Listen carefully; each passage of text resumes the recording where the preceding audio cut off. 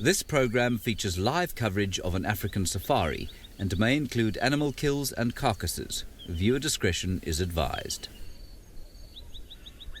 Good afternoon, everybody. Welcome once again to the Sunset Safari here down in Juma in South Africa, where we sit with a few lions lying down here just on the side of the road. My name is Steve and I'm joined by Sebastian Romby on camera, and we are very excited to be out on this very cool and blustery afternoon. It's about 22 degrees Celsius, about 63 degrees Fahrenheit, and well, we found them this morning and we have managed to find them again.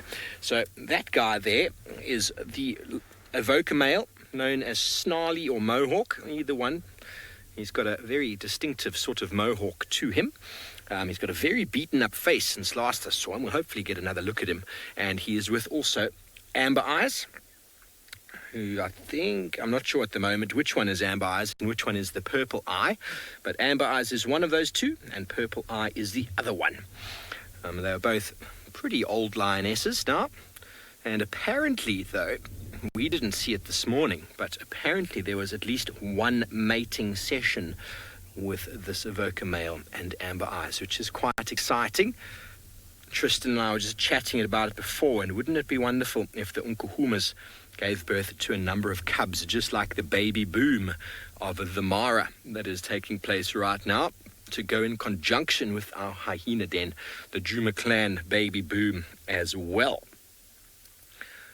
The evokers are well established now. They've been here since about February, March last year, coming in and out, and since about May or so, they haven't really been challenged by anyone that we know about down here in Juma. What goes on up in the northern areas of Buffelshoek up into Manyeleti to the north of us, very hard to say. But now that they are looking after these females, maybe it'll be time for some cubs to follow. But anyway, I'm not the only one out this afternoon. Trishala has headed a little bit further west from me. She's gone to see if she can find the other group from this morning.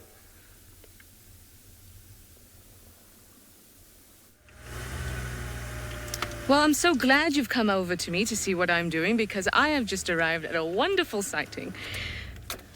Let's see. Surprise! More lions. How exciting is that?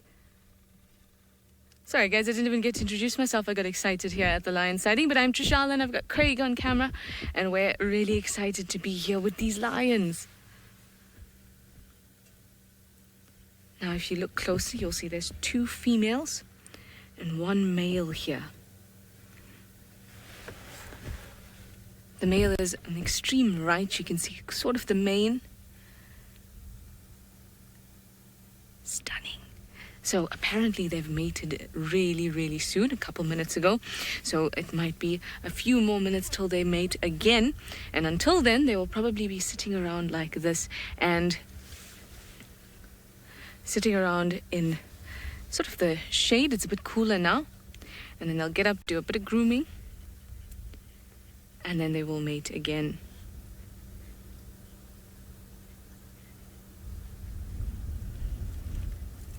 I'd love to get a really good look at them.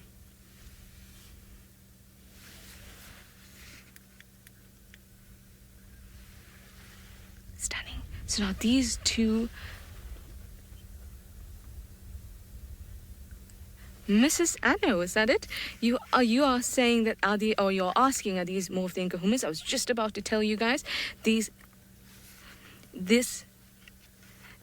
both of these females are in fact Nkuhumas, and the one male there is the evoker male. Now, you know, these are our resident prides, or our resident pride, the Nkuhumas, and the evoker males is the male coalition that's formed with the Nkuhumas. So they will often be mating together.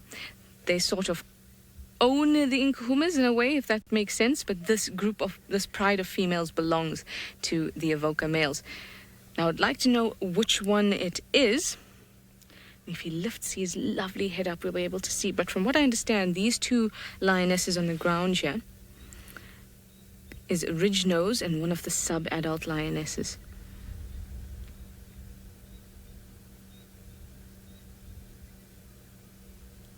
Both very tired, I suppose, exhausted from the day's mating. But they found themselves a nice patch. bit of a tamboti grove and some nice grass to lay down in.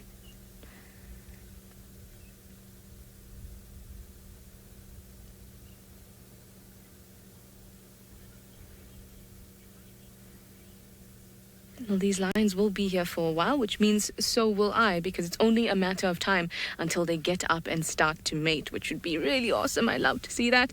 I've always really liked when I see mating animals. It's just such a special thing. Anyway, David up in the Maasai Mara seems to be battling a bit of a storm and he's driving around, so let's go to him to say hello.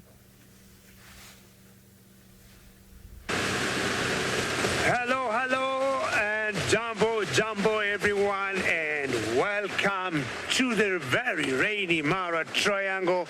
I'm sure nothing looks familiar here, but this tells you these are the long rains. The long rains have started, but we are going to survive. My name is David, and on camera with me is Manu. Yesterday, we were in the middle of a very big storm.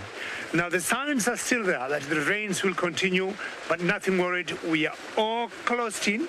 Manu have a very special window. He wants just maybe slightly give you a snippet of what is outside there. This is the inside, but just to have an idea of how things look out there. And I'm sure you can hear it hitting our rain covers, the rain.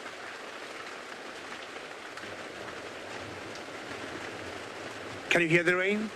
Ladies and gentlemen, can you see that? I'm sure you can see a huge wall of rain. Yes, and I'm sure M in the final control is directing the show. And I'm sure you'd like to know what transpired yesterday, and we are all very good. We survived. So what we did very quickly, we had to power down, and we brought all the flaps down, hoping things will get better. And we waited for about 45 minutes, 1 hour, and the rain got bigger and bigger. And we made a quick decision, back in the camp, have a cup of tea, have a cup of coffee, and look what today will bring. But I'm very hopeful things will not be bad. And with Steve having started with lions, Trisha with lions, that's a good sign. Lots of lions in Juma. Hopefully we are going to get our STPs, which you're going to look for. And definitely Steve and Trisha have already requested you for comments and questions as usual. Hashtag Safari Live on Twitter.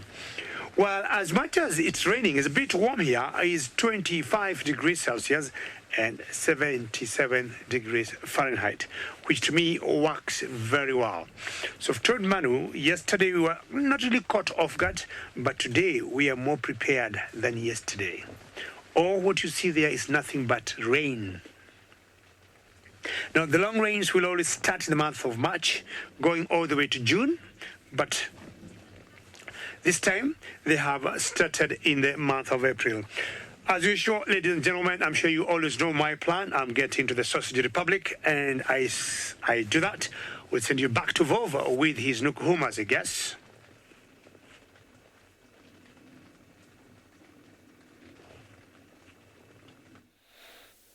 Thanks, Gigi. Try and stay dry this evening and don't get washed off the road like you did yesterday.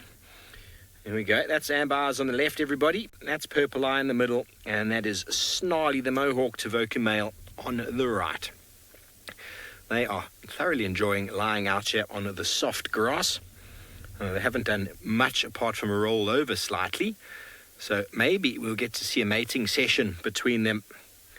But one mating session for the whole day, because we had Ollie who came out just to keep an eye on the lions today, just to make sure that they didn't leave. And well, he only saw them mate once. So it's very interesting, because normally when a mating pair are busy, you can almost time it. In the beginning it's 7-8 minutes, and then slows down to every 15 minutes, and then towards the end of it, it starts becoming every 25-30 minutes. And once in a day, well, I remember excuse me, being with Amber Eyes and one of the Birmingham boys up at Buffelshoek Dam, probably about this time actually last year. I can't remember exactly, maybe a bit earlier.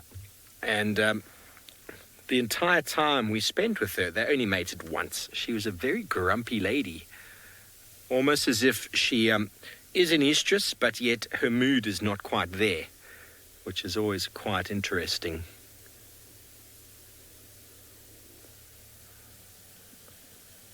But right now, Seems like lions are doing exactly what they do best.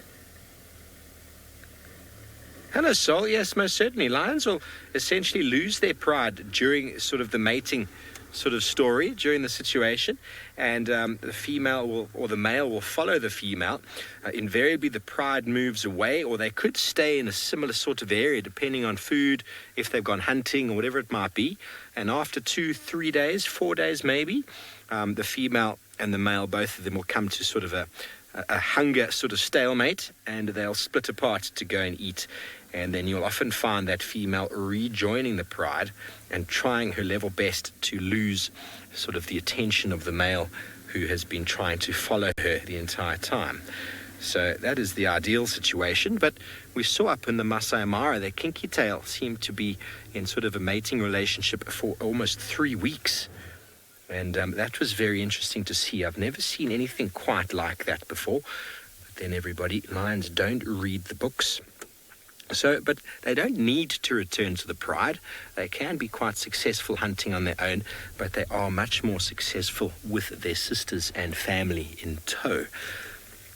We've seen Amber Eyes last year as well when she had cubs over in the west. She would stash the cubs, not that we ever saw them. We got information from the guides in the west, and then she would come charging all the way to the other side of Juma. You could actually track her from the west, coming to find the pride so as to get some food, and then she'd spend a few days before going back.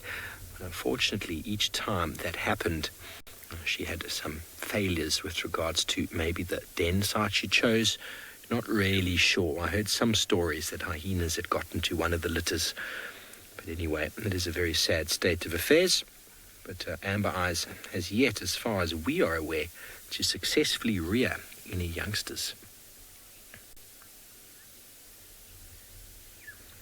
Okay, well, everybody, as you know, there's also another person out this afternoon, or maybe you didn't know that, but Tristan has found some tracks of Tlalamba, and he would really like to find her. So let's go and see how he's getting on. Indeed. Alas, though, I don't have any tawny-coloured cats. I'm the unlucky one out this afternoon, but that's fine because it allows me to go looking for the spotted ones, which we all know I prefer anyway. As Steve mentioned, my name is Tristan. On camera, I've got Senzo this afternoon, and we are going to be looking for spotty cats. We're going to try to see if we can find it. There's tracks for lions here, which I suspect must be the same ones that Steve and Trishala have seen. I don't know. I want to ask them just now. I just spotted the tracks now, but I'm pretty sure these lions come up, and I think they must meet up with those ones that Steve and Trishala have. But we also found tracks for a leopard. Looks like for Tlalamba, coming from the block that she was last seen with Trishala, which tends to suggest that maybe she had a kill in there the last couple of days, and she's now come out, and so she looks as though she's heading kind of southwards. So I want to just check Treehouse Dam and Twin Dams in case she's gone for water. I drove past some impalas just before I spotted the tracks, and they looked seriously jumpy. They were not in any way relaxed. They were kind of staring in different directions, and sort of as the car came past, they were kind of bolt upright. So I don't know if they maybe saw her during the course of the day, except that the problem is that the tracks have been driven over by a vehicle this morning. There's definitely lion tracks here, so I don't know if anyone didn't drive here or what the story is, but they come up from here. The Styx Pride is also around, so it could very well be some of them. They were seen yesterday on Torchwood, moving about, so they're back from their little jaunt into the west. So, you know, you've got to kind of pay attention for them too. They also could just appear out of nowhere, given how mobile they've been of late. So lots of things to kind of follow up on down in the south here, while Trish and Steve up in the north. Hopefully we'll have some sort of luck with some of these animals, and we'll be able to find what we're looking for. It's not great weather for kind of waterhole patrol. It's kind of overcast. There's a bit of a wind that's blowing, fairly chilly. It's not really the best kind of weather to drive cats to go and drink. But you never know. Maybe we get lucky and we'll find something. Linda, I suspect that you might be right. There's a lot of potential this evening for a very nice TV show. We've obviously got the 2 sets of lions. Hopefully we're going to get roaring from them. There's the hyena den that might be active a little bit later, which, if the other two are busy with, I'll head to there. And then there's always a potential, as we know, of a spotty cat in this area, as well as a multitude of other animals. So, there's lots going on, and hopefully we'll be able to get lucky with something from our side. I suppose Steve and Trishala are most definitely already lucky at this stage. Okay, so nothing at Treehouse Dam, which is not really that surprising. As I was saying, I'm just checking the water points in case Klalamba came off a kill. She might have gone for water and just be lounging about, so it's worth just checking around. Good, as we're going to head off, we're going to go and check twin dams, we're going to go scratch around, see what we can find. In the meantime, send you back across to Steve, who's sitting with his lions, and hopefully they'll be busy during the course of this afternoon. Well, my lions have moved just slightly, and you can see that one of the females has rolled over and the other one has her head caught underneath the one female's foot. Very sweet. And you find that bonding, social bonding and touching and being in actual physical contact with each other is such an important thing for lions. And you'll find them often doing it. In fact, apparently it's the same for all mammals, and that there's something called a bliss molecule or serotonin that sort of gets released, and that those pleasure centers in our brain, they get activated, or they're happy when we're in contact with people. So I said it's the same for lots of mammals, and it applies the same sort of to us as well. In general, people feel some sort of happiness, or something gets rewarded in the head when they bond with others, and it's the same here. And when you're in a pride together and you're constantly with this group that you're going to hunt together, live together, help each other survive, you can imagine how important that is.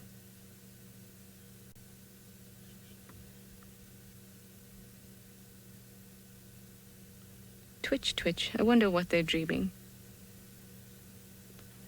About buffaloes, definitely.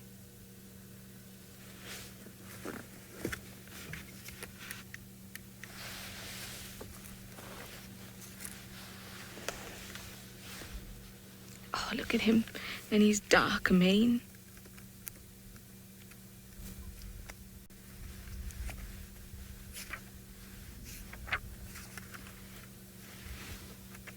Ah, Luna, a really interesting question. You'd like to know how I can tell, or we can tell, when a sub-adult lioness actually becomes an adult. Well, lions are fully grown at about 3 to 4 years old. And usually in terms of aging, or being able to just by sight look at her, apart from actually knowing their date of birth or something like that, you would notice that as the years go on, the nose of the lioness, which is probably very pink when they're sub-adults, so it is quite pink when they're sub-adults, gets darker. That's one of the things that is quite obvious. You also notice even stature, size, that sort of thing. But I find the most obvious thing to me is that a lot of the time before they are fully grown adults, or they sort of reach their peak, which is at about 7 years old, you'll find that their face still looks quite young, if that makes sense. If these two just look at us, then I could show you what I mean. But you'll find that they do still look a bit cub-like. That usually goes away by the time they're about 2 or 3, I find. But then after that, you're pretty much looking at an adult once it's capable. But like I said, they're fully grown and they reach a maximum size at around 7 years old. So when these two look at us, we'll be able to do a nice comparison, especially looking at their faces. I always find looking at their faces quite helpful.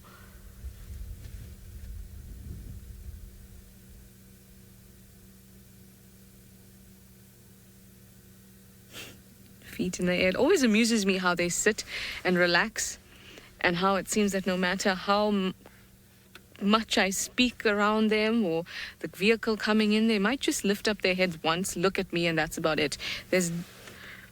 Nothing seems to bother them.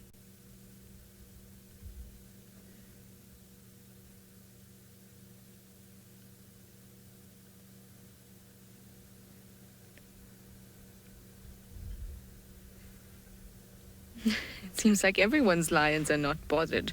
Well, they will be bothered very soon when it becomes a little bit darker and they become active, and we'll be right here when that does happen. So Steve's lions are also very, very lazy, so let's go to him and see if they'll decide to move for you. Well, stand by, everybody. You might get to see an ear flick. That's all that's happening at the moment. This male did sit up for a moment, and it's the mohawk that gives him away, because his face is covered in new and fresh scars that I haven't seen. Last time I saw him, he didn't have as many, so we don't really know what goes on under the cover of darkness. I remember developing an ID kit for Pride of Lions in the Kruger years ago. There were 9 subadult males, and as Trish says, it's just their facial features change so regularly, especially males. And I had put together an ID kit, and there were some very, very sort of prevalent scars that made it quite easy to identify a few. And then a week later, another one looked the same, and just the scars on the face make it very, very tricky. Especially if there's nine young males, all looking similar. Each week you'd have to change the photographs. Females, they do change, but not as much as the males. They're not as physical.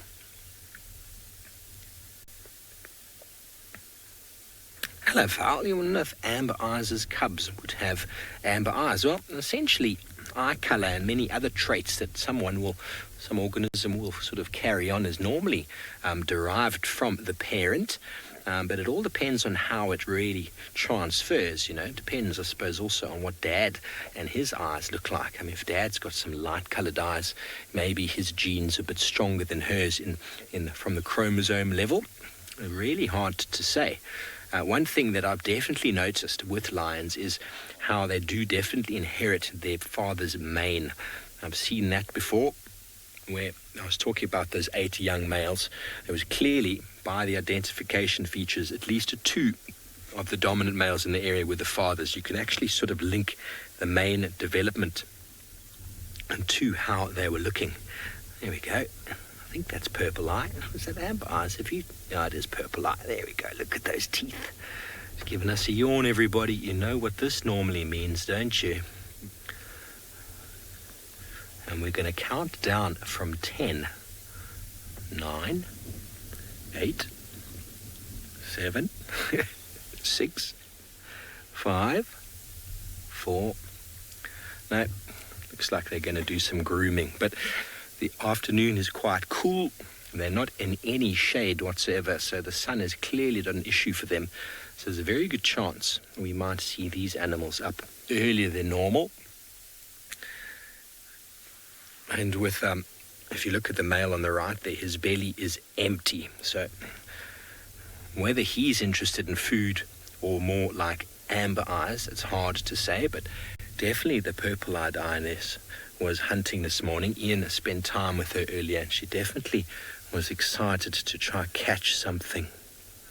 Hello, Rob. Well, I didn't see him, but apparently there were tracks of a male lion heading from north where we are now all the way to the east, and on our eastern boundary with Torchwood, a road called Cheetah Cut Line. Apparently a male lion was found on that cut line this morning by one of the Cheetah Plains vehicles. You can see her left canine is wearing down a little bit.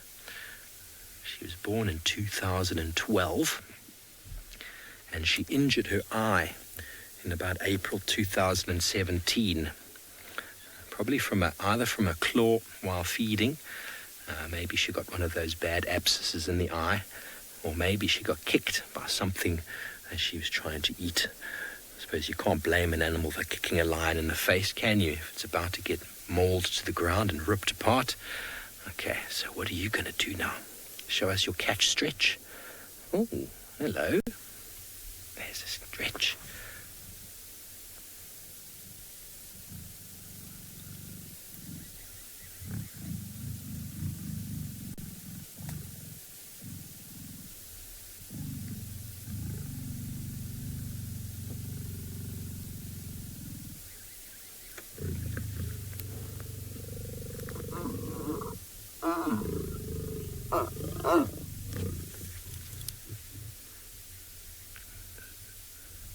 It's incredible male lion is mating with 2 different lions. I found that incredible. I've never heard of that before. One male lion, a little menage a trois. Have you heard of that before, Seb? Menage à trois. Well, you speak French. Of course, you've heard the term before, but have you ever heard of a male lion being with 2 females? That is a first for me. But then Amber Eyes mating with 2 brothers and tag teaming, I found incredible. She mated for 3 weeks. Amber Eyes, I know because I was there. And she changed up. Obviously, it took me a bit of effort to understand who she was mating with, but Nikki Austin, our producer, knows lions very, very well, and that was definitely him mating with Purple Eye, and he mated with Amber Eyes earlier today. So, everybody, I really don't know what to say. It's something very new for me, seeing a male lion mating with one. And then if you're going to mate with the second one, then we're definitely going to see it ourselves. Louis, purring, I suppose you could say it is purring. I mean, they are just very big pussycats, and essentially that noise that you hear is one of the communication signals that lions use. There's a warning involved. There's all sorts of sort of behavior being sort of shown when they call like it. If you're walking on foot and you don't see a lion, that little is pretty much what you hear long before you see them, if you're listening. And when they mate, that's what you see. When they feed, you also have that. So it's basically a communication, close quarters communication between lions that probably indicates all sorts of things. Excitement, overfeeding, there's definitely excitement. And there's also a dominance between it because a big animal is going to make more noise, more resonance. So, for example, a cub, if it hears a male lion make that noise, will invariably go, okay, I've overstepped some form of boundary. Leopards do a similar sort of sound, it's just not as loud. But indeed, it's definitely got something to do with excitement. And, well, I suppose a lion's mating is rather exciting for them. Quite exciting to watch as well. And I'm going to set my clock now and see what's going on, because it's now 16:25 that happened. So let's see if he gets up again. But you saw how she initiated it. She was the one who initiated that, not him.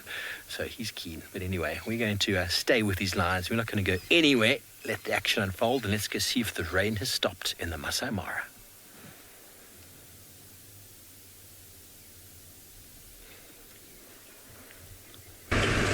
Very good, Steve. Very well done. And very interesting to see one male lion mating with 2 lionesses. It's nothing out of the ordinary that happens every now and then. We see that happening.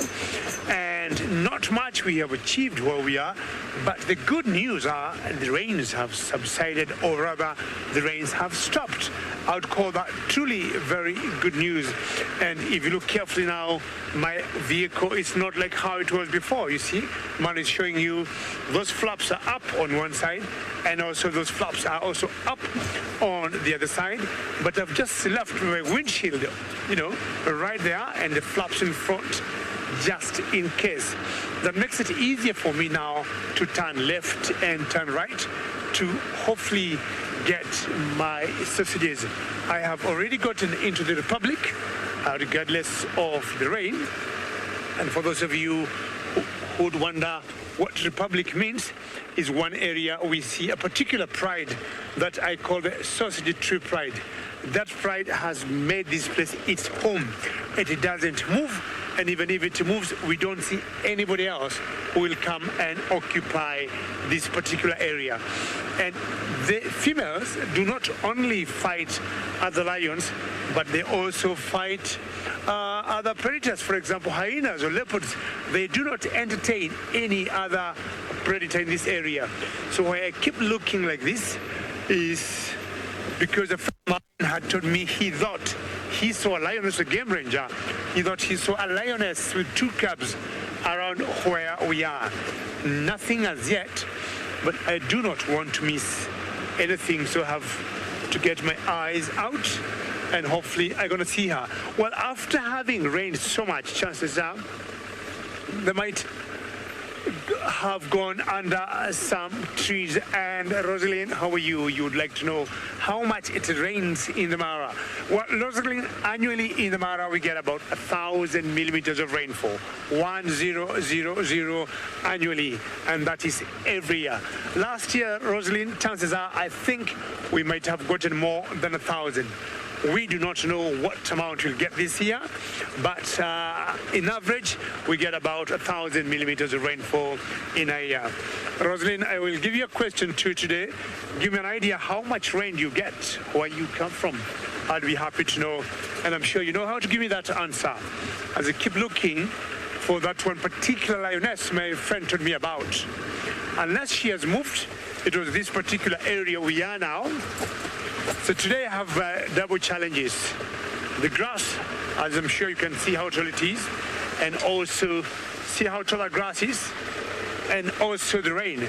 I'll have to stick, in the middle of the road as far as it will take, and not take chances with the black cotton soil, which could be quite a challenge to try and get out of the big highway.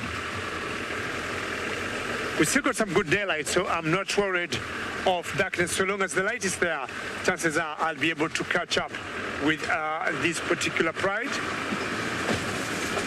Okay. The Mara, the soil chemistry here, we have a lot of black cotton soil, and it's not as tough soil as the black cotton soil, especially when it rains. It gets very, very sticky. You have to be very careful every time you do a move, because you don't want to get stuck. And when you get stuck in a four-wheel drive like this one, and you try to come out, you try to spin the tires. Every time you try spinning, you keep dinging yourself. So the best thing we do when you get stuck is to come out, assess, how stuck you are, and we try and get some branches, and you put under the tires, and then you get some good traction, and then you come out of where you have been stuck.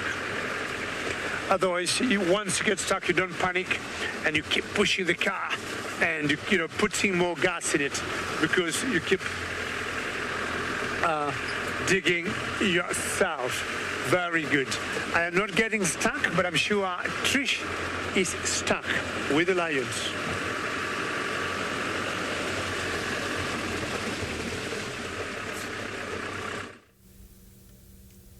Yes, I'm marshmallowed with the lions at the moment. Thank goodness not actually marshmallowed, and I'm so happy that hasn't happened to me yet. But touch wood, that there's no wood around. There we go. My bottle cap. Touch wood, that doesn't happen, because last time I said something doesn't happen, like I said, I've never broken a foot before, I've never broken a bone, and then what happened? I broke one. So I'm not going to say that I'll never get stuck, but I'm glad that I haven't yet. And I really hope that David doesn't get stuck too, especially with that rain. At least it's cleared up a bit. I hope that it doesn't rain here. It's looking a bit cloudy and a little overcast, but there is no rain predicted, I think, not until the late evening. So we should be good. Well, there's our male on his back relaxing, and these two females are canoodling.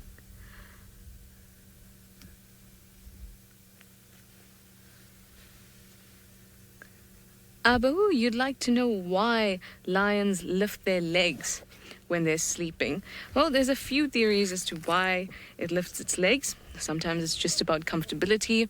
Maybe they're in an awkward position. But one of the more prevalent theories is that because they're on their back and they're exposing sort of the thinner skin on the underneath, and you'll see that their legs sort of flop apart, so that thin skin is being exposed, that they'll actually be able to cool themselves down easier with their legs that way. Now you'll see that, or we'll see when they start to mate, that the female does it as well, but she'll do it in a different way or for a different reason. When you see lions just like this and they're just chilling on their backs, it's probably that they're trying to cool themselves with that thin skin. But when you see females after mating rolling on their back, it's more likely that they're trying, it's sort of an instinctual thing. They roll on their back after they mate because apparently it may help in getting the sperm all the way up into the lioness, so that maybe we can get some lion cubs, or that the chance of it may be higher. But it seems to be an instinctual thing. They just kind of roll onto their backs afterwards, but that is the theory.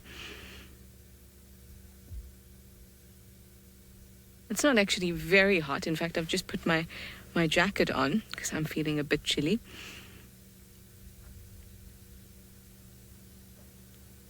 But obviously this Avoca male is still feeling a bit warm. Well, if you're going to be mating 3,000 times, that's probably worth your rest. Zebra, did you say maybe because it's comfortable? Yes, absolutely, I think that too. It might just be a comfortable position. It's not always, there's not always a biological reason for it that we know of yet. It might just be comfort. Or maybe he's just decided, it's a bit itchy on that side, I'm going to roll over. It definitely could just be that. Oh, some movement. We've got a canine sticking out there from one of the females. But that is the extent of the movement at the moment. Her lip flopped down to reveal that canine. It was it was so much excitement. It's endless. Emma says it's endless. I agree with her.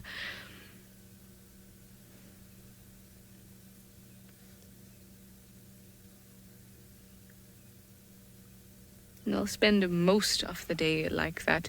In fact, I'm going to take a bet at what time I think they'll start to move. I think at about 5:45. That's my guess. So like I said, it's when I was speaking about the Avoca male and talking about him feeling hot or perhaps feeling warm, and that's why he's doing that, is that they're going to mate at least or estimated amount of about 3,000 times before an actual cub will be sired, or at least the males will. And I think that's quite incredible. It also gives you an idea of how much effort it takes to produce 1 litter of cubs. And that obviously has to do with the fact that most of the mating is in order to induce ovulation in the females, and that once ovulation is actually induced, it's about a 95% chance of that egg actually being fertilized. So most of this mating has a lot more to do with trying to get that female to ovulate, and then once that's done, we can look forward to cubs. But like I said, that might take 3,000 mating actual acts.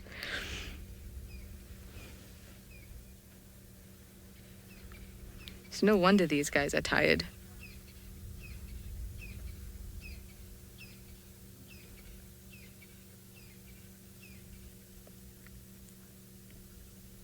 Well, that's very true. We do have double the chance with these lions and the ones with Steve. So let's go to him and see if his have done any exciting things like reveal canines.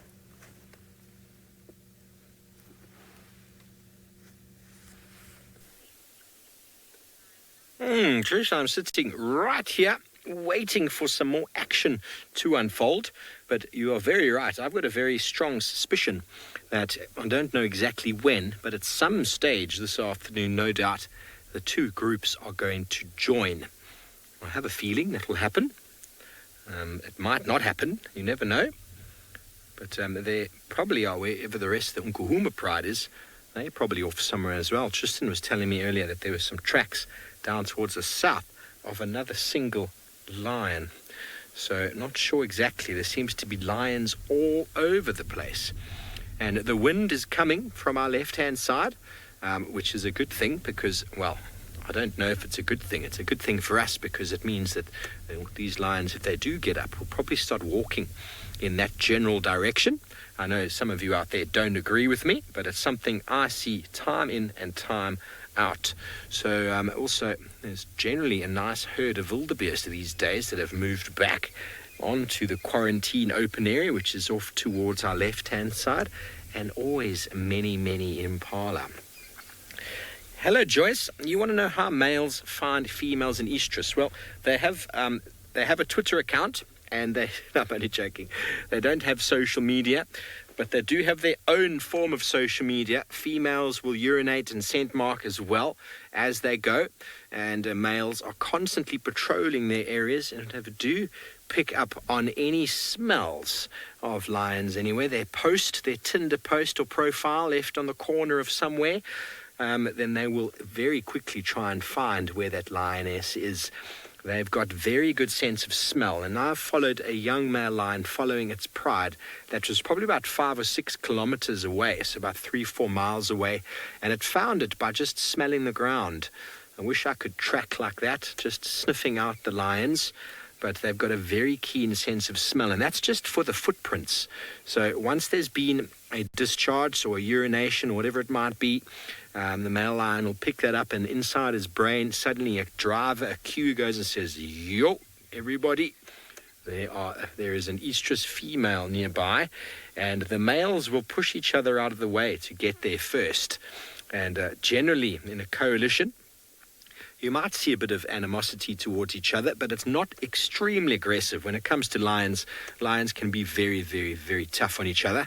But coalition members, although they will growl and snarl and fight each other, but they're generally the first male to find the female is generally the one who is left with her. Although there might be a little bit of argy-bargy, it's generally not too serious. If it was you or I, the lion did that too, we'd probably be in quite a lot of pain. But these animals are designed for hitting and punching and fighting and clawing and biting each other. It's part and parcel of being a lion. And, well, if they're not tough enough to do it, they definitely signed up to be the wrong species. As it starts off from an early age, competing for mum's milk. And every time they feed on a carcass, they have to compete. And by the time they are fully fledged dominant males, they've been through their fair share of confrontations. But right now, there's not much confrontation happening. And this is the lioness with the injured eye again, and a few people on Twitter are suggesting we should rename her. I don't have the power to rename our lions or our leopards, I'm afraid, everybody. It is a tricky topic. And for now, I'm just going to leave it as it is. We'll wait for James to get back and maybe he can address that. Anyway, Tristan is just on the other side of the reserve looking for any tracks of Kalamba. Let's go and see what he's come up with. Well, it's good and bad. I mean, we haven't found what we're looking for yet. But the tracks are getting fresher and fresher for little Miss Kalamba. Well, I think it's her that we're following at the moment. We found that she went to Chelapan and she's now come down across the Mawati and is kind of moving eastwards in general. But her tracks are getting better and better. They're on top of everything. They're nice and crisp and clear. And because we've had wind today, you'd expect some disturbance on them. But these tracks are kind of shining a little bit.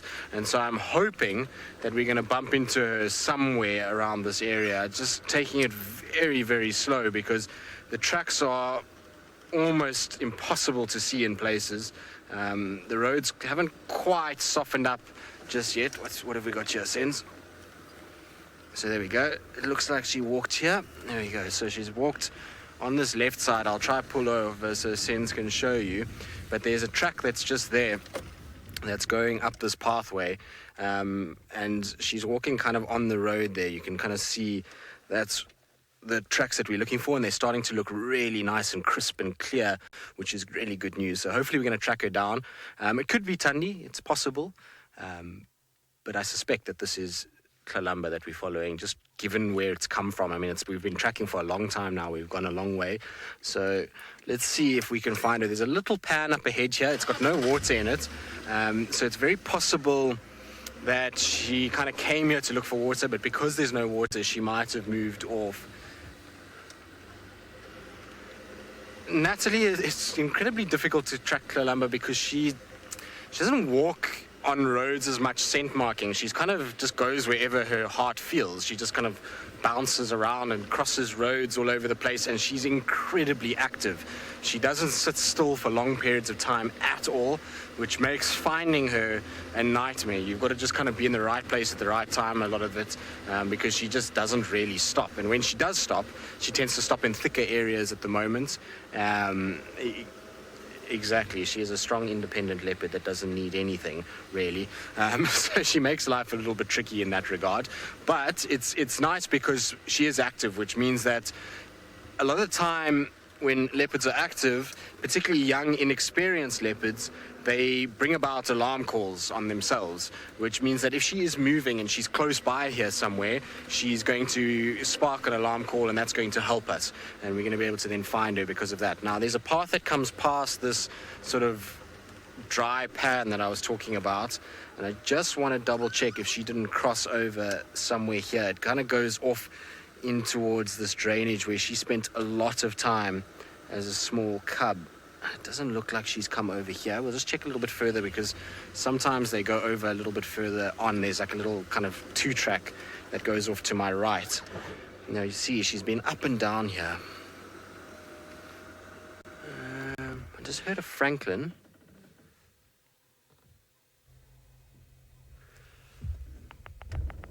I think she's very close. I don't think we're far behind her at all at the moment. The tracks are just starting to look better and better.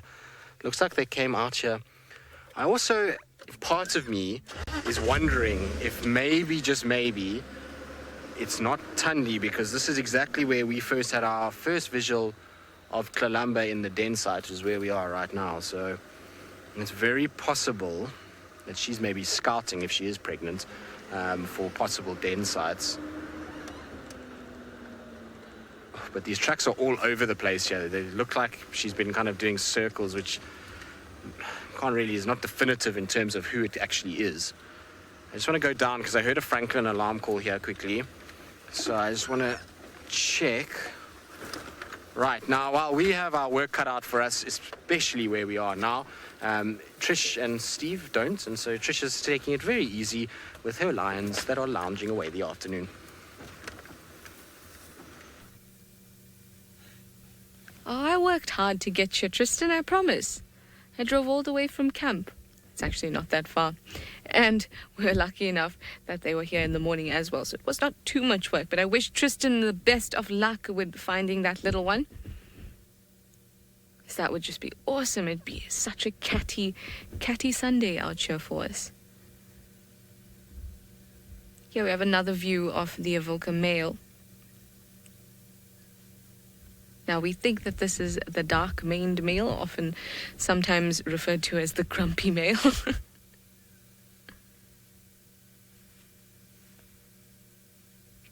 Puma, you'd like to know how far away I am from the other lions? Probably not that far, probably about 2 km, not even. They're fairly close. I mean, they're all still in Juma, but this is sort of in the northwest, whereas the other lions are a bit more centrally located, but almost on the same road, but just at different points in the road. So they are quite close. It almost reminds me of a bit of a double date, you know. The boys arrive together, the girls arrive together, and then they decide to go to different movies.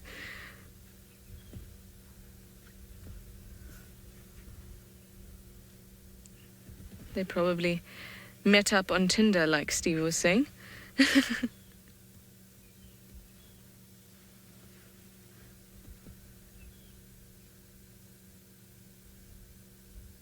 It does seem like an awesome day to have a nap. It's just the perfect temperature, just a little chilly. You know, when it's not cold. It's just perfect. MGN, you say, what about the rest of the pride?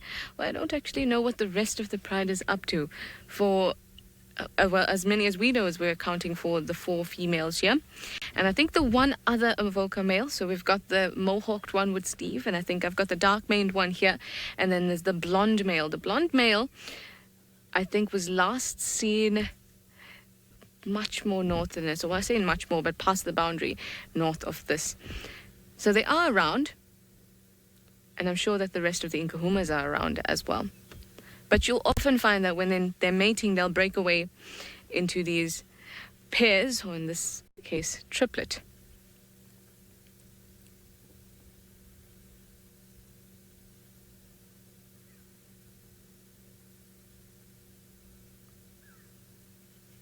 Very cool. So we've got this guy. Then we've got the 2 females that you're looking at there. And we said that one is the youngest lioness of the pride. When I say youngest lioness, when I say, Nancy, you say it makes you want to take a nap. It definitely makes you want to take a nap. It makes me want to take a nap. just looks so comfortable. Now we are talking about these two. So we've got the youngest lioness, as in the youngest adult lioness, and that is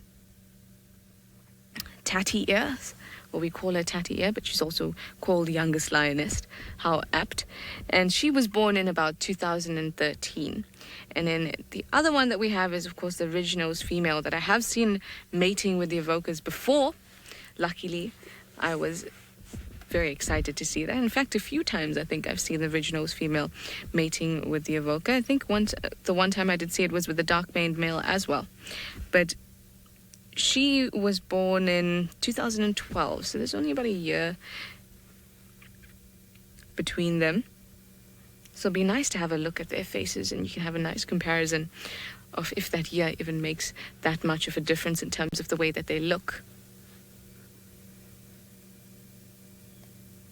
Now, the evoker males, they were all born in 2013. So Ridge-Nose is a bit older than him, but Tatty Ears, or youngest female, she's more age appropriate. But of course, none of that matters in lion society. In fact, a female will mate with any adult male that comes along when she's in estrus. She'll just have to make sure that the male that she brings into the territory doesn't attract attention of this one, or any of the coalition members, because then there will be trouble. Amongst the coalition members, they will fight for mating rights within their coalition and within that pride, but there are hardly ever fights that result in any kind of serious injury. But if a male that's from outside this territory, not part of this coalition, comes in, it can be fighting to the death. Quite brutal.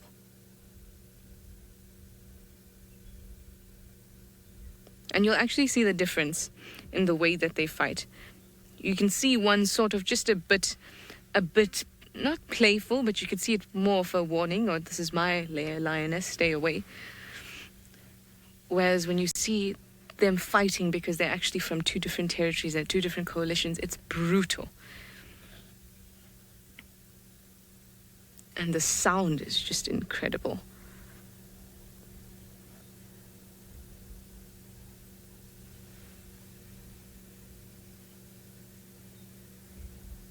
We're all looking for lions today, it seems, and for once I think we've got the lions before David has.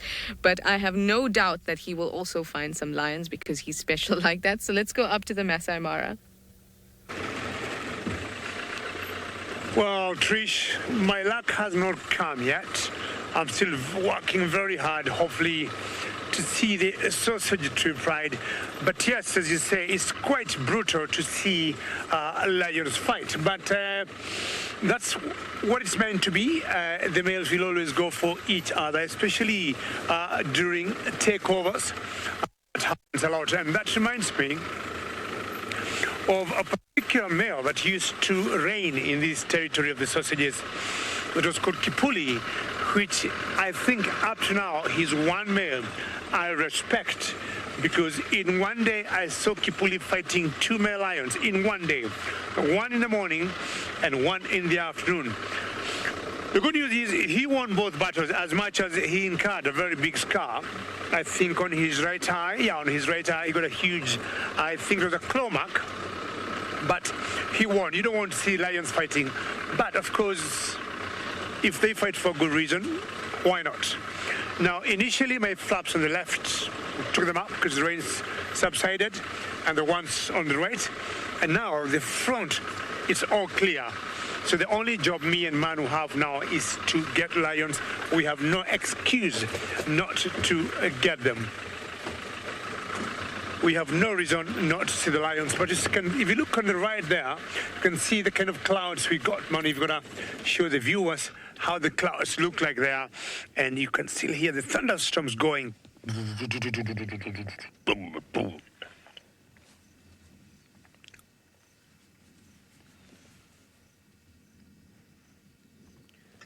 And I hope you can hear the rains, or rather the thunderstorms going there. Anyhow, This is Sausage Republic, not a single drop now. What you're only seeing is a bit of lightning, in the sky, shook, going and coming. And then, of course, shortly after that, we hear the thunderstorms, which is very normal. That's how the sequence goes. Fast lightning followed by thunderstorms. And we are here to try and smoke these lions out.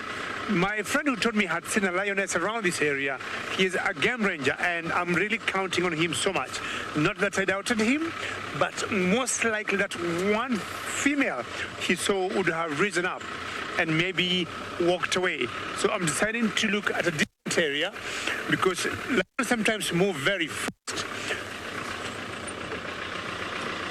So Manu is telling me there's something with my audio. Let me just check what could be happening. I think either my comms are not getting to Manu very well. Everything seems to be in place, Manu. Just making it a little tighter. Better? Now she's happy. All right. You never know what happens in communications. Okay, left, right. Seeing we can either smell these lions, I'm sure definitely not after the rains. Let me first send you back to Steve Ovo.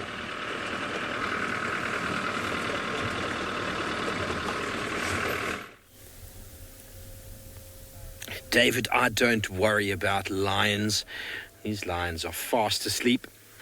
Well, I'm hoping at some stage they're going to get up and do something, but the longer they hold off doing anything, well, the longer we can probably stay with them, because you know how quickly these lions can move and cover quite a lot of distance if they do start moving. And if they are hungry, well, they can move and move and move until they secure some food. But it's an interesting situation we're in now, because essentially there is one male mating with two females. So are they even hungry at all? The purple-eyed lioness was definitely hungry this morning due to the fact that she was hunting, but maybe it was also because she didn't have a consort with her at the time. And, well, now she's yawning again. Maybe we're going to see her getting up again, everybody. This is what heralded the last mating session, and it has been exactly 30 minutes. So, definitely not an intense sort of situation going on here. Oh, got to scratch yourself. Oh, that looks very nice. You scratch my back? Oh no, I'll just scratch my own back. You see a couple of the wounds on the back there, some old wounds. A lot of those are received from fighting around kills. Sorry, Emma, I heard Joe asked a question about the subadults. I didn't quite get all of that question there, but one thing I can tell you for sure is the young males of Nkuhuma would not want to be anywhere near. Yes, of course. So, Joe, the subadults not necessarily, but the males, the young males, definitely would be at very, very high risk. And the Nkuhuma Pride has just sort of accepted that Mangeni male now. And so I don't think they really want to just throw him to the wolves, as it were. So probably there would have been some form of calling, some form of connection with the Avoca males, and the rest of the pride probably just disappeared elsewhere. It's possible they've gone south. Tristan says he's got tracks all the way around Treehouse Dam area. So we didn't actually spend any time tracking this morning, myself and Seb. We came out, we did a little bit of tracking, but we went directly west from where we are, got the drone up in the air, no tracks where we had been, and then we found these lions using the thermal drone. So if the rest of the pride had come in before, we hadn't seen any sign of that. So I don't know where they are. They could be south of us. They could still be north. It's very hard to say. But one thing's for certain. The young males wouldn't want any part of these Avoca boys. That is for sure. Because unfortunately, the reality is, and we don't even know what happened. Maybe the Avoca males got into it with those two young males, and maybe they've been chased. Maybe there's been a fight. We don't know. So it's crazy to see, because you never actually know what goes on while you're not watching. If indeed there's been some interaction between the big males and the young males, you probably wouldn't see too much in the way of injury and the two avoca males. And from what I saw this morning, I didn't see any fresh sort of signs, although a number of sort of newish scars, but nothing from the last day or so. So if indeed those two youngsters, young males of the Nkuhuma pride, that includes the Mangeni male, if they even saw these avoca males, they would just take off. There's no point standing their ground. They'll just get a hiding. But then, up in the Mara last year, we saw Kapuli move into the sausage tree pride and accept those two young sausage tree pride males. So things do happen. You never know what could happen, but what I've experienced in the past is when a big male lion comes across young males, they generally head for the hills. And quite often you can even see the pride's behavior. We saw the Nkuhumas last year when the Birminghams had moved south. The Avocas were establishing sort of their reign in the north, and you'd hear them calling, and the Nkuhumas would all stand up and walk in the opposite direction. I've seen that many times before with prides that have got sub-adults, especially young males. They just move in another way. They don't want to lose their genetics, but then eventually the desire to mate kicks in, the driver, the estrus cycle, and essentially the females then will seek out the dominant males. They don't want to mate with subordinate males, with males that haven't established themselves, haven't proven their worth. And it's one of the reasons why conception in lions is very, very low. James, I haven't heard anything about the Birmingham boys. As far as I'm aware, they are still doing very well down in the south. I haven't paid too much attention to their Facebook profiles. Those of you who didn't know, most of our animals have got some form of Facebook profile. And this one is trying to do a very interesting licking of her back. Now, how many of you can do that? Yoga teachers out there, can you lick your back? That very long tongue. So I'm sure the Birminghams are down south. I'll have a little look-see now and see if there's anything going on. But they haven't come north, that's for sure.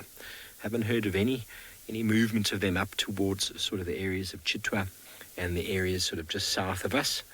They seem to be quite happy in their pride lands now in the sort of south central parts of the Sabi Sands, where they are very, very good game numbers, permanent water in the form of the Sabi and the Sand River. I think they're quite happy down there.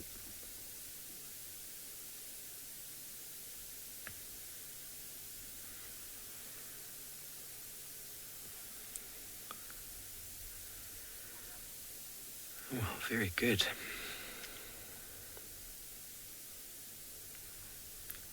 So no one has yet admitted to being as flexible as this lion and being able to bite their own, or lick their own back. She's being irritated by some flies now. Must be a constant source of irritation as a lion, having flies constantly just buzzing around your face, albeit with the rains having seemingly passed. Most of the flies have kind of head for the hills, although I was looking a little bit closer at the male lion's bottom earlier, and it looked quite inflamed with a number of flies on it, so I don't know exactly what's happened there. But let's jump over to Trish, who's about 1 kilometre to my right-hand side, and see if her lions are giving us any more action than these three.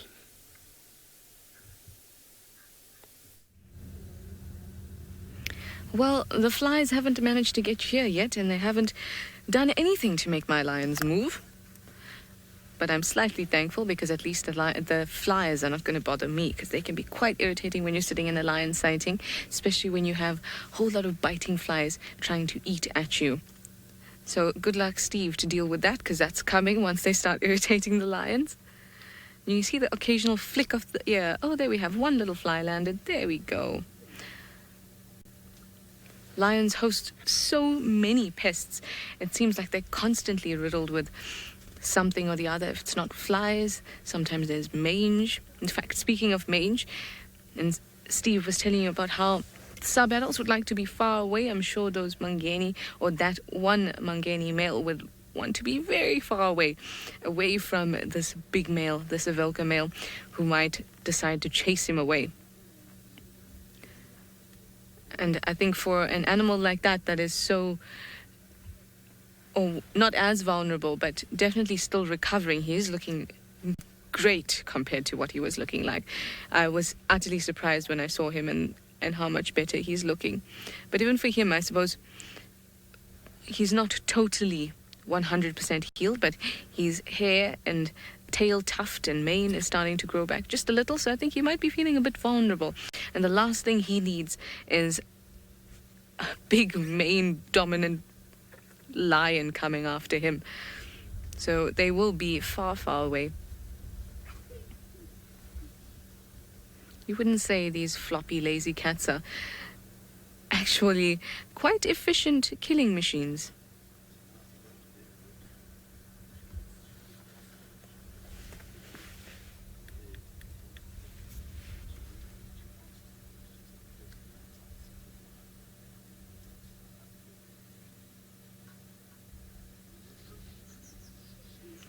I couldn't quite get the name there, and I must apologize because I am sounding a bit muffled today, or rather FC is sounding a bit muffled to me today, but I did get the question. The question was if there was a higher mortality in cubs because of mange.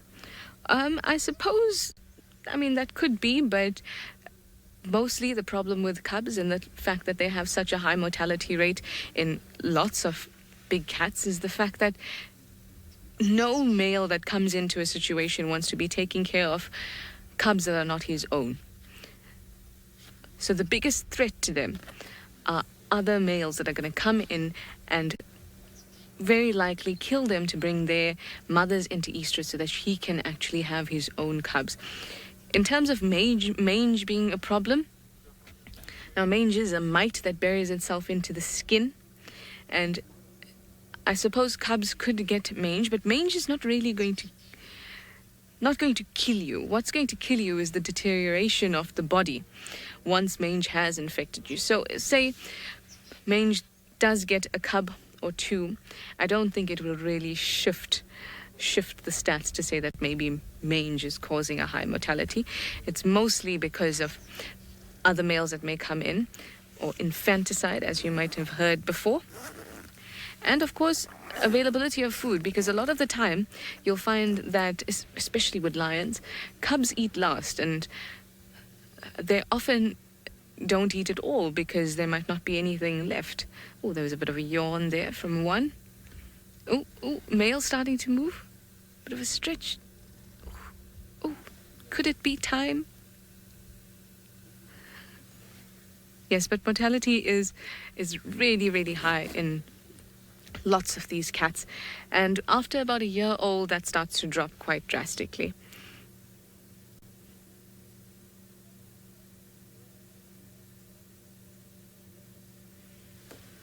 In fact, cats actually tend to be weaned quite early, earlier than say a hyena. Hyenas feed their young milk up until about a year and a half in some cases, whereas lion cubs you're more looking at about 7 to 9 months old that they're going to be weaned. Oh, bye-bye vehicle. That's the sound that you're hearing of a vehicle start up. Oh, big yawn there. So already at about 7 to 9 months when they are weaned. Oh, it seems that Steve's lioness is up, so let's go to him and we'll carry on our cub and weaning discussion in a moment.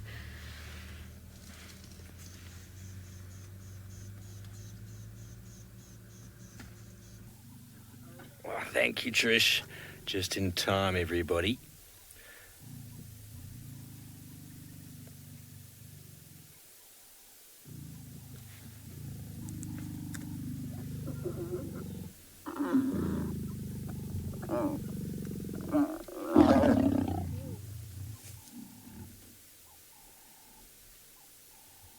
"42 minutes since the last one, and that was the purple-eyed lioness again. She was having a little bit of an interesting time with her tail before. She stood up and she was flicking her tail and trying to bite it. And then she prostrated herself in front of him. And now they are flat again. Rolling over to potentially try and assist in possible fertilization. It's something you often see in big cats. After mating, they roll over. But such strange sounds, aren't they, from that male? That sort of high squeaking sound. I don't really know what it's about, but it's very interesting nonetheless. And you came to us just in time there, because not much had happened before. She was busy grooming herself. And then, perfect timing. Amber Eyes hasn't even raised her head. As you can see how well camouflaged they are there, can't you? And the tawny cats in the tawny grass.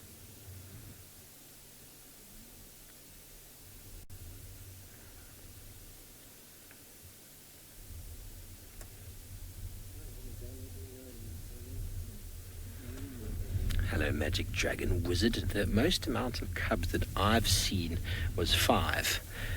There were initially 6, but it didn't survive the early stages. So 5, and there were 2 lionesses that had 5 at a very similar stage. Amazing how quickly you can grow the pride's numbers when you have such numbers. But that was in a very high resource-rich area, whereby there is enormous numbers of buffalo, zebra, and wildebeest. So I have no doubt that food resource is also an important driving force behind the number of lion cubs that are born. But then I might be completely wrong there. I mean, you can see how the sausage tree pride is producing. Sorry, Seb, my brake is on. I do apologize.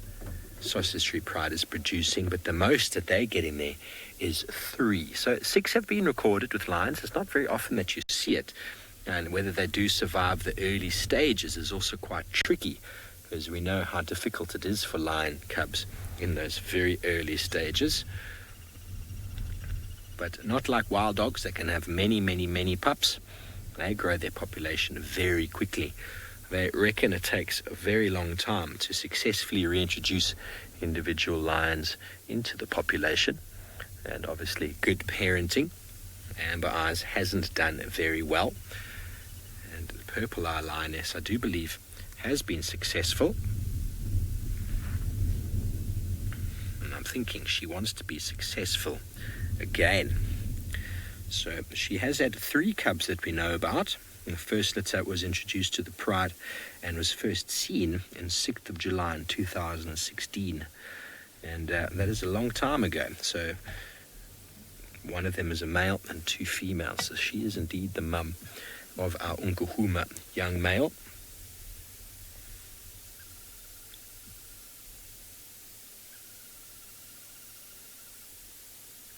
And hopefully she will be able to provide us with some more cuteness.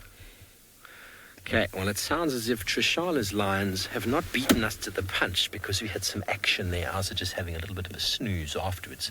But there's an up and mobile. Let's go and see which direction they're going to head.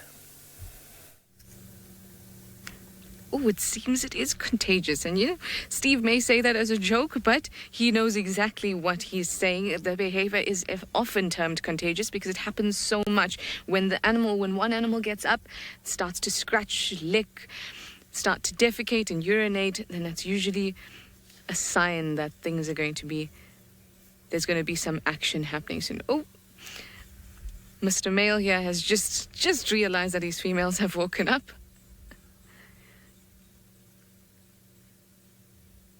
You're a bit late, buddy. She's moved just a little bit, and the other one's going to move now, too.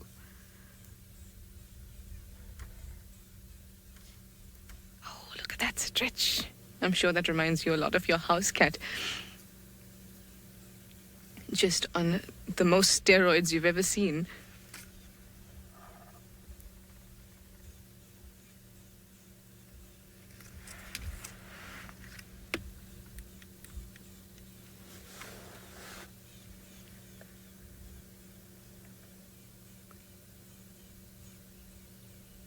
Raymond, you'd like to, or you think that this male looks a bit scrawny, if there's something wrong with him.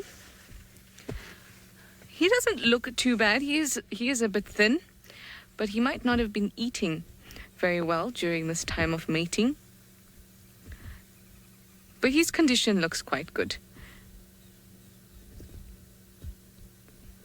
Oh, there we see some teeth. Now we're talking about aging as well. When you saw there, when he opened his mouth, you would have seen his teeth are slightly yellow, or they're starting to yellow a little bit, and that's also an indication of age. The older a lion gets, the yellower their teeth will get. Oh, cute. I love a male lion. It's just one of the most beautiful. Oh, and look at that. One of the most beautiful animals. Really magnificent. Oh, you had a bit of his mane caught in his teeth there. Go, give it a nice scratch. Now we will continue our cubs and weaning and a like discussion soon. I just want to see if he's actually going to get up to follow these females who are now behind the car, and I can't actually see them very clearly, but they did move behind. I don't know if they've moved further, but he will not let them out of his sight. So as long as I stick with him, we should be fine. He was just the last one to wake up as well. The other two got up and he didn't seem to realize that his females were moving. Hello, you handsome thing. Oh, they're still around. Did you hear that sneeze?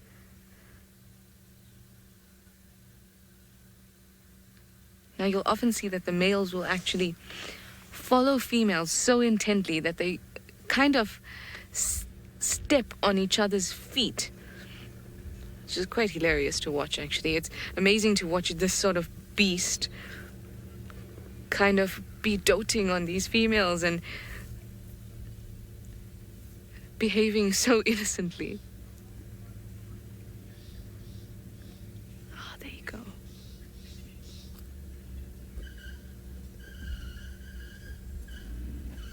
Giving himself a bit of a groom. I suppose with all the pests around, it's probably a good thing for him. Gina, you say he's a player? Oh, look at that. Gina, he's giving you a full look at exactly his stature, so I think he agrees with you. I'm a player, yo. I feel that definitely. There he goes, walking by the vehicle. So they have moved behind me at the moment, so I'm going to have to do the same. Just excuse our aerial there. You can see Craig's had to follow him and he stopped to look. So I'm going to move around a little bit. But they're very unlikely to go far at all. They're probably just move position slightly. I've noticed that a lot when they mate. They'll sort of move a few meters, then a few meters. I just also want to be careful as I reverse, because there was a small pile of lion poo, and that's the last thing you want on your tires. Anyway, let me get into a better position. Oh, no, don't do it. They're about to mate. Oh, no. False alarm, everybody. So let me send you up to David in the Maasai Mara with the sunset.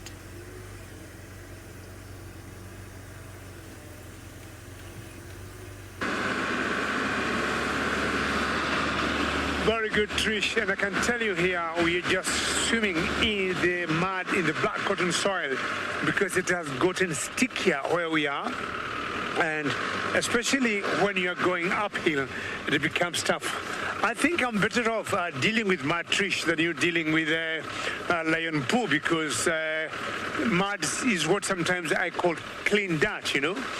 In general, most of poo from cats are what you call scats, you know. Either cheetahs or leopards or lions have a very strong smell, very strong, stench. And for me, I'm better off dealing with, elephant dung or rhino dung or zebra dung. But anything dropped by cats is always very powerful in terms of smell, just because of what they eat. Being protein eaters generally, I do not think they digest it very well. And I'm thinking because of the amino acids in the meat that they eat. I'm still in the Republic, not going anywhere, and I have a lot of time to do what I want, but it's getting sometimes a bit muddy. I have to put my four-wheel drive, especially in this particular area I'm coming to. So what I have to do sometimes is just to prepare well, and I just put enough momentum. So before I get to the very sticky part, I have enough momentum to keep going. Now, as I said earlier, the tall or the long grass, the rains, of course, the mud have compounded my situation. But what you'll do when it gets pretty dark is just to stop somewhere and just listen for any calls from the lions, because once it rains, most of the scent marking, including even for leopards, is always washed away by the rain. And most cats will always have to rescent again, just to make sure that if they're males, other males know this area is occupied. Of course, if they're lions, and the same case would happen to leopards. Well, let's find out if these lions in Juma are on the move.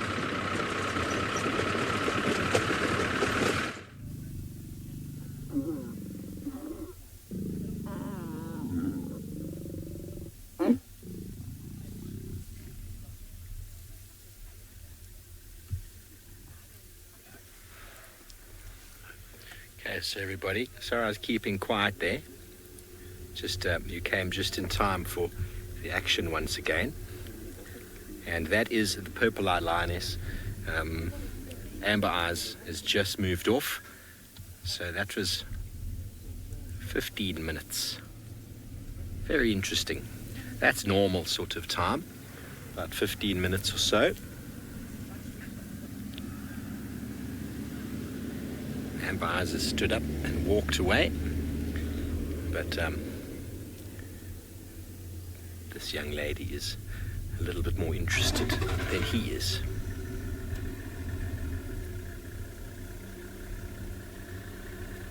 Well, than she is, I'm sorry. It's suddenly getting very busy here this afternoon.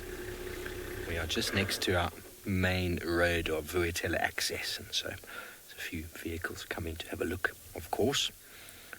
So we managed to get a third mating session. Very good. Maybe she's building up to it, everybody. But Amber Eyes has disappeared behind us. And maybe she's decided she wants to go and get herself some dinner. Just like Trisha's lionesses, it almost seems like they're on the same sort of alarm clock. The temperature is really nice and cool right now.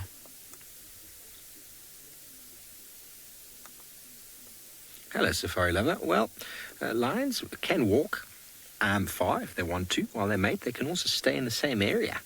It really depends on the needs. You know, they probably will drink during their mating. So if there's water nearby, there's no need for them to walk. But essentially what we normally see here is when you do have a mating pair, they often sort of hang out in the same sort of area. They don't walk too far. And if they do, it's probably got to do with the fact that maybe there's a little bit of hunger developing, or they're following someone, or it's towards the beginning or the end of the actual intense mating session. When I was with Kinky Tail up in the Mara, she didn't leave sort of the one area for that entire time. She was there, but there was plenty of water nearby. So that's the one thing that would probably make them move while they're in that sort of that mating cycle. Eventually it's the desire to eat that leads them to completely leave the mating circle altogether. Amber Eyes is having none of it. Can you still see her at all, Seb? She's gone now. So we thought we'd just stay with these two.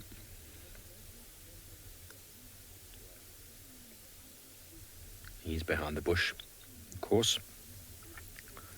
We will reposition shortly. We've just got ourselves into a little bit of a roadblock for now.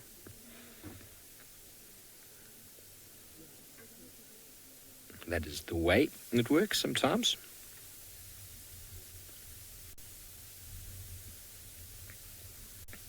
Okay, well, while we try and probably get you a better view, I'm going to send you over to Tristan, who I believe had a little bit more information about a leopard he's on the trail of.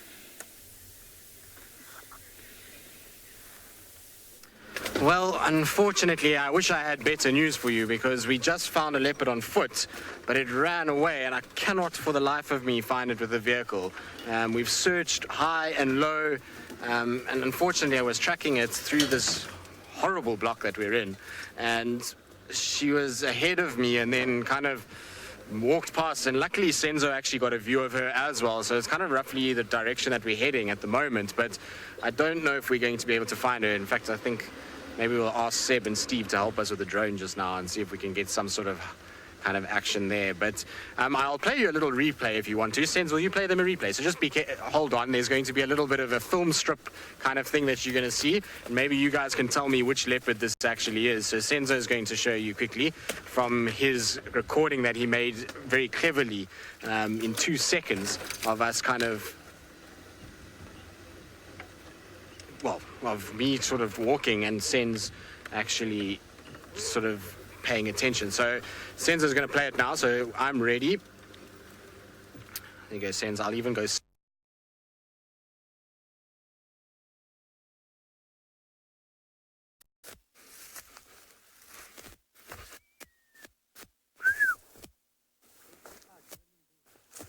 You see her? Yeah, tracks. I was on her tracks. I saw her. That is pretty much what we got, unfortunately. So if any of you can ID from that shot, I'll be quite impressed. But basically what had happened is I was on the tracks following, and I was going through a big dip, and as I came up I just saw the ears pointing, and then she obviously saw me, and then she went trotting off and past Senzo, and Senzo managed to see her coming past, and so Senzo was quick and sharp enough to be able to actually record who it was. I suspect it's Kalamba, but it could be Tandy too. So maybe some of you can go back and try and get a screenshot and just work out exactly who it is. But I mean, we tried really hard to kind of find her with the vehicle.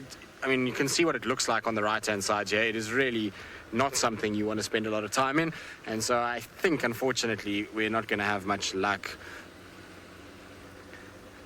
So Sammy Jane, it was elusive, but it's one of our normal females. It's just, unfortunately, she saw me on foot before I did.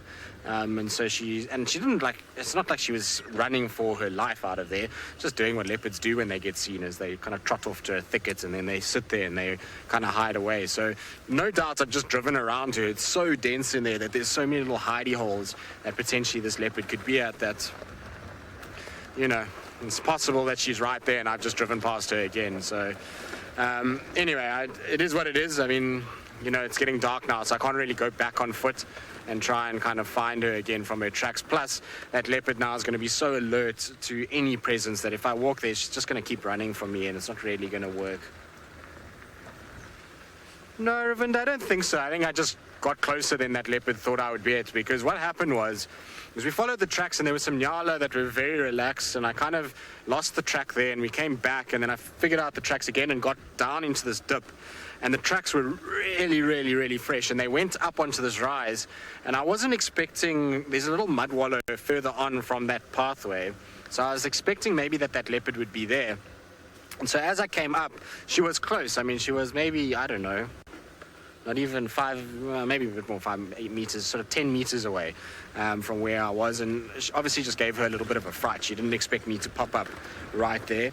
And so that's what's happened, unfortunately. It does happen from time to time with tracking. That's one of the hard parts of being on foot, is that sometimes if there's not a kill or something like that, the leopard can get a little shy and just kind of sneak off. But I feel like it's a frustration, because it was a job well done. We tracked a long, long way to get her, and then unfortunately just didn't find her with the car to show all of you as yet.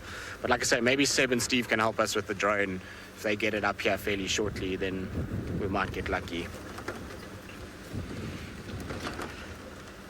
Anyway, I'm going to keep trying. I'm not going to give up just yet. I'm going to do some loops around here, listen for some alarm calls.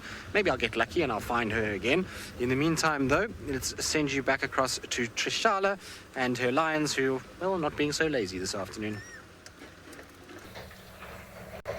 Oh, I really hope you do get lucky in the meantime, because my lions have been good to us, and they are a lot less shy, you would say, considering that they're having a bit of a mating storm at the moment, all out in the open for all of us to see. Now, isn't that a handsome, handsome man? Look at him. Actually, lion, not a man. I tend to call them all men and women. I don't know why. I just feel like I know them better when I do. But of course it is a handsome lion. If you look at that mane, look how well it actually camouflages in the brown of the grass, or when the grass is nice and brown like this. He fits in so well.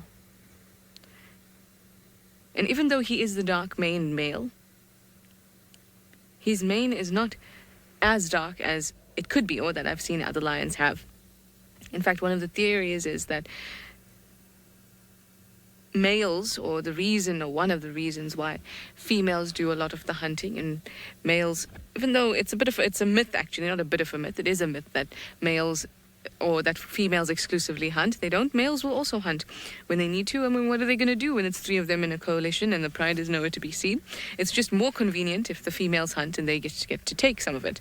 But one of the theories is that the mane actually makes the animal look more conspicuous when it's out in the bush, and so it's easily identifiable to any sort of prey item, and that the females have a better success because they don't have this mane to sort of lug around with them. That makes it obvious, or makes them obvious amongst the foliage. But then again, I don't know if I really believe that. I mean, it has a lot to do with, this may seem strange, but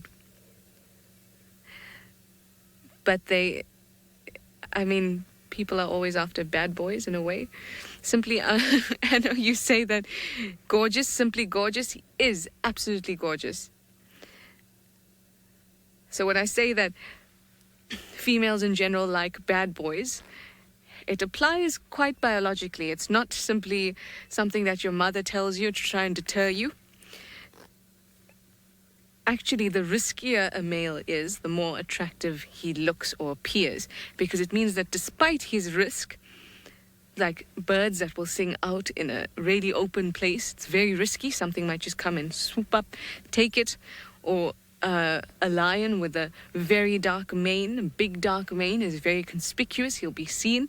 But despite that, they are alive. So that's the one I want to mate with, because he's got the strongest genes that can really, he can be risky and nothing is going to happen to him.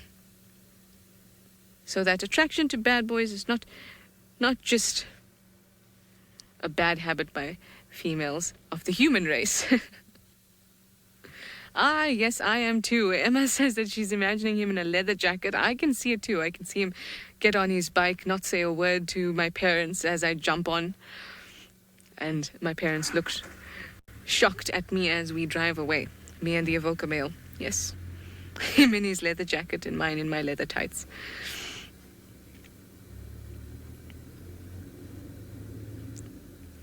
I think he prefers lions.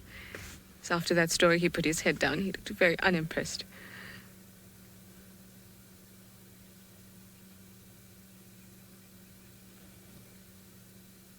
Now, the females are not too far away at all. They're just behind us, and they're never more than a few meters apart when they're mating. And no matter what, he's got an eye or a smell of their location at all times. In fact, just before he ended up here, he was a bit out of eyesight range for these females, but then he went to a bush and he smelt them, or smelt where they had scent marked, and he gave us some lovely phlegm and grimaces. He looked straight at us and gave that snarl associated with the phlegm and grimace. And that, of course, is all part of the intricate dance that is the mating ritual with lions?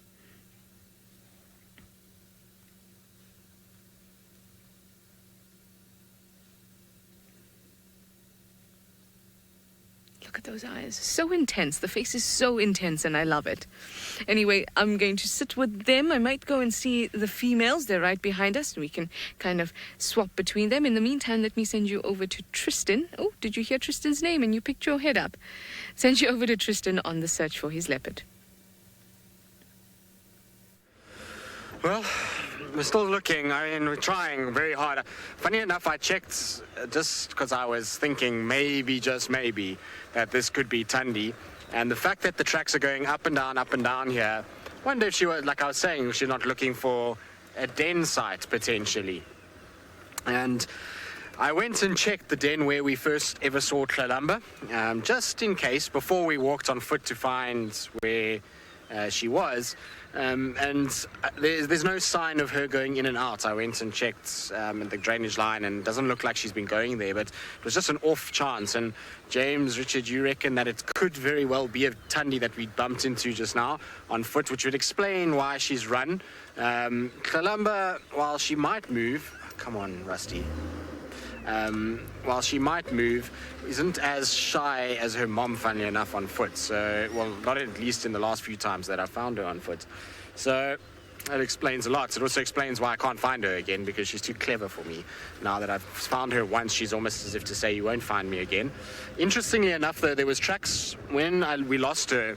I had a quick look around, just trying to see which direction she went. And there's tracks all around there, going up and down. So I don't know, maybe there could, I suppose, be a carcass there. There could be any sort of reason for her to spend a lot of time in that area. And so I'm just slowly now driving in areas that I think she might pop out, given her normal movement. And I want to do a little track that goes back to where I saw her, that runs along the drainage line. She often uses this, and her and Tlalamba used to use this regularly. They used to kind of cut in and out of this area.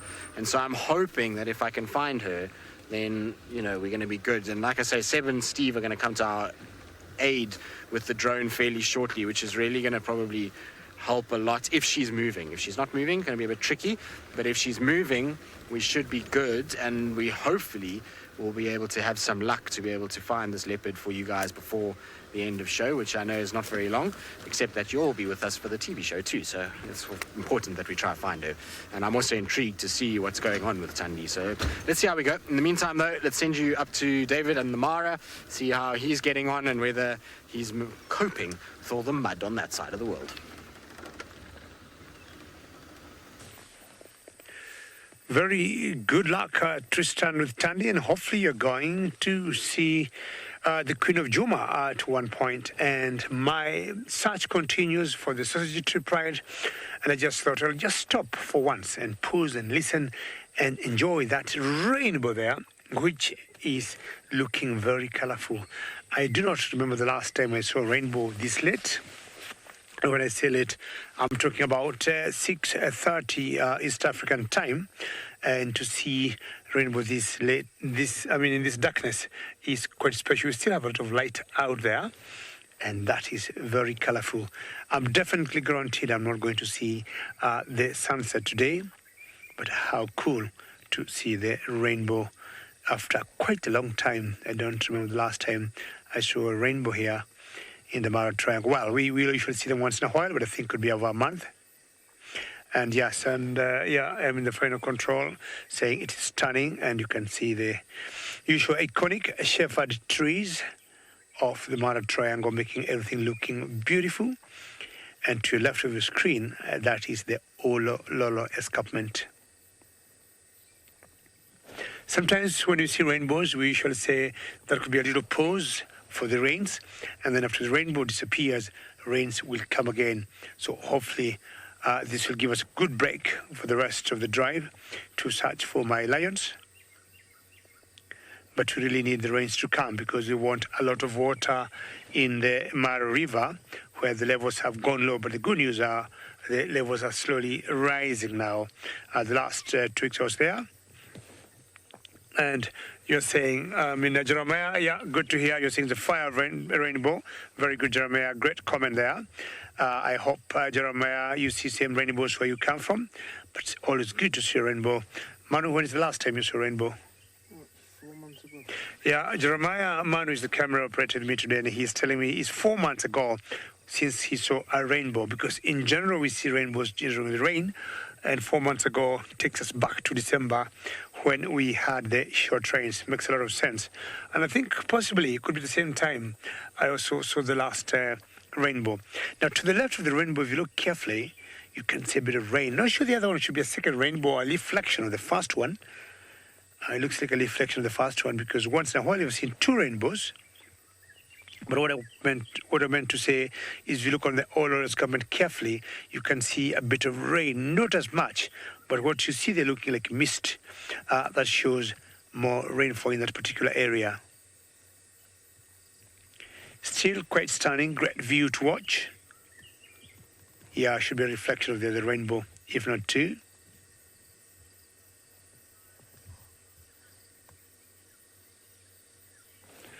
James Richard, how are you? And you want to know about the Mara River and the migration and all that. Well, it may affect the migration, but what I'm trying to say here, James Richard, the wildebeest will still come. Either way, they still come. But the migration will still be done. On the crossing of the river, it's like it will be more of an empty river, and we're just going to see them just walking through without the water. So it may not affect the migration, because mainly the wildebeest will come here for the food, not for the Mara River crossing. And of course, we all know they'll always cross the river to get food on the other side. So, James Richard, good question. And of course, always a pleasure to hear your name, James. So, James Richard, I'm sure you can remember, I know you follow us very closely. This is exactly where Kingtail dropped her 3 cubs. And that's why I came here, because I've been looking around. I haven't seen them. And that was in the month of February. So I'm trying to imagine if they could be still struggling to come back home. They could be here, and they're telling me this is not where they are. They have since been moving around, moving a lot. So, because of course of the buffaloes, what they've been looking for, and that makes them look or move for so many kilometers. Well, good view of the rainbow there. Let's go back to Trish and find out how her lions are doing.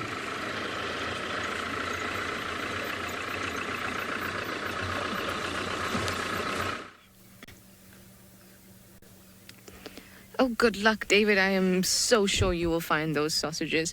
And I don't know them to ever shy away from you. This guy is definitely not shy. We've got another vehicle joining us, and they've all got their cameras out, and he's looking straight at them as if he's at a photo shoot.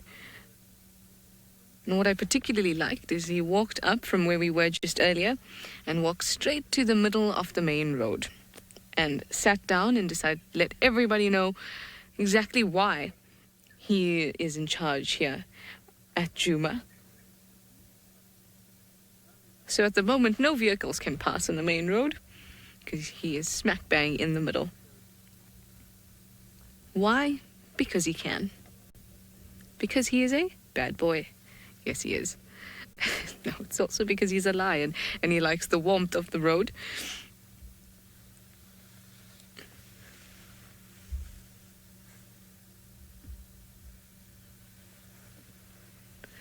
Oh, Barbara, you'd like to know what happened to the male with the wound on his face that I found. I remember that.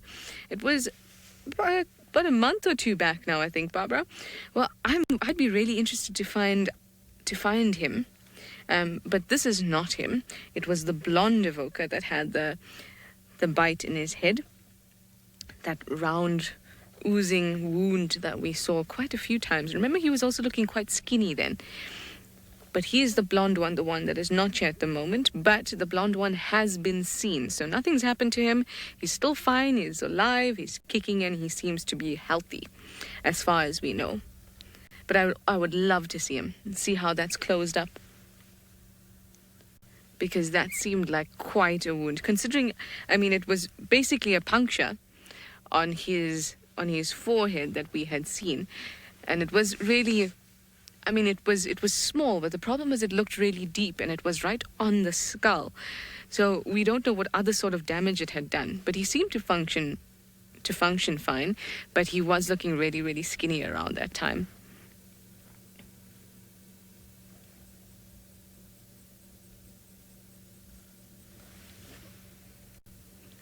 So there the females are. Now there's one here and there's one on the other side of the male.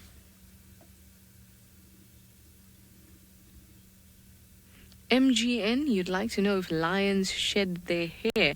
They certainly do, in the same way as most mammals do. Hairs drop and grow all the time, and you know that it's the same for you as well. And that's just a natural process. And you'll find that, in fact, when you're looking close into the lion actually licking itself, you'll see bits of hair actually pull out. I've once even seen sort of a bit of a mane or part of the mane that sort of looked like a dreadlock a little bit that had been pulled off the lion and was found right on the floor. So they can definitely lose hair. And it's even worse if they're having a fight, and then you'll see lots of bits of hair on the ground. And the time that I'm telling you about, when I saw that bit of mane on the ground, that was from a mating incident after he dismounted, and she decided, of course, she's got to give him the ceremonial smack. Otherwise, it's just not right, is it? But you'll find that even that smack, sometimes it will happen, sometimes it won't. Usually if they're just recently mating, as in they've only gotten together in a day or two, then you'll find that she can still be quite skittish and she will actually swipe at him quite a bit. But when they've been mating for a while, then that tends to happen less, and she just sort of moves off to the side. She'll still give a growl and a bit of a snarl, but that's about it. So that's actually a good indication, once we actually see them mating, to be able to tell how long they've been mating together. Well, my lions are going nowhere. I know they're right here on the boundary. They're basically sitting... Oh, listen.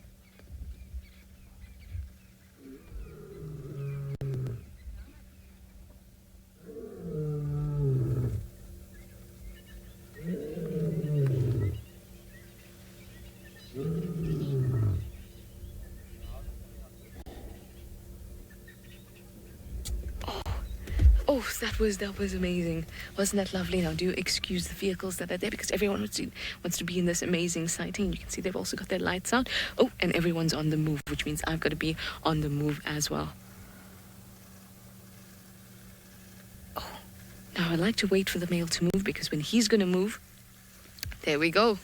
That's my cue. He seems to have a bit of a limp going on there. You can hear all the other vehicles gearing up to move as well.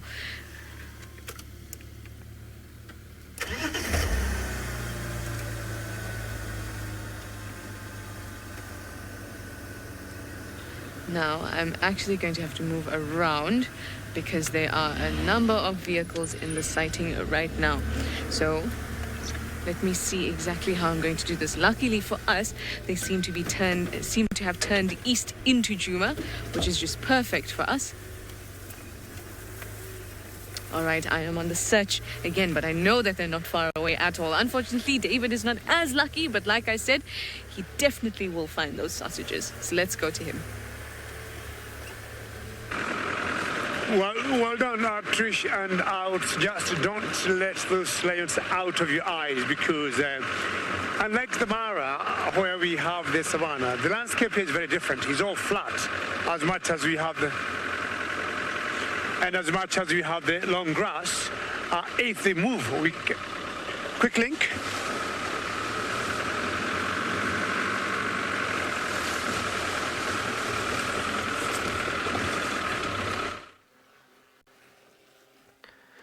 Well, perseverance has paid off. So just as Steve and Seb arrived with the drone, we managed to bump into her with the car, exactly where I found her on foot. So we decided to come all the way back just in case.